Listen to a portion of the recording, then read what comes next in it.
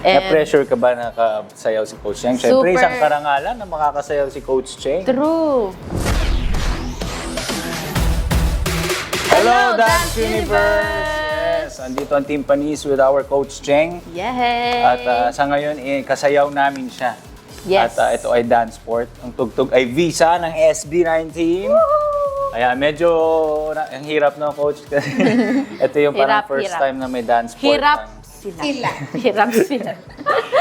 First time na ida-dance sport natin ng Visa ng SB19. Yes. Kasi minsan medyo hip-hop ano yan. You know, Bibigyan hip-hop namin ng flavor ang Visa.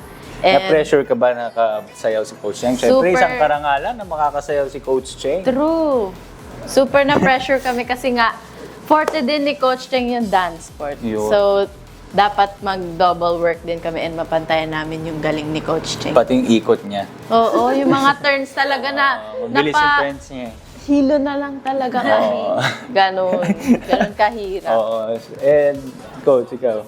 Ako, excited ako. Kasi ito talaga yung gusto namin coaches, yung makadance, yung mga duos. Talagang nililook forward namin siya dati pa na makadance yung mga duos. And finally, Natuloy! so happy din ako kasi napunta sila sa akin and medyo nakapana namin yung connection. So, nandun yung pulso namin sa dance. So, abangan nyo na lang kung ano I-execute yung na lang yan, no, Coach? Yes, super nakaka-excite din kasi 'di ba pag kami lang yung duo, tapos si Coach Cheng yung nagtuturo sa amin, parang kabado ka, di mo alam Oo. kung paano yung mangyayari. Pero pag dito sa nakasama namin si Coach, parang parang masaya na kasama siya ganon. Parang Kasi di nahilo may si ganon, Coach. may ganon. Happy na siya. May ganon ako na. Blooming ka ngayon. Pagka kasi ito naman.